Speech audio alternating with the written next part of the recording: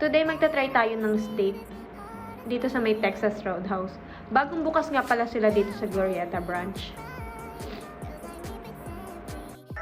May palibre nga pala silang tinapay tsaka mani. Yung tinapay lasang pandekoko, matamis-tamis siya.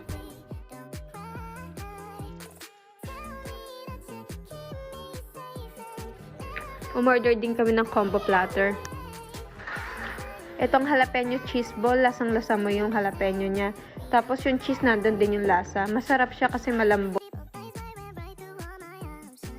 Ito namang buffalo chicken wings, solid. Kasi ang juicy, tapos ang lasa-lasa.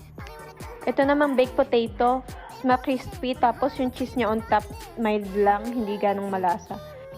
Coleslaw is really good, hindi siya saggy. Nandun pa rin yung pagka-crunch niya. Itong mashed potato, hindi siya ganong seasoned. Matabang siya. And finally, the beef, well seasoned. For me, pwede to sa mga 5-star hotel. Sobrang sarap, solid.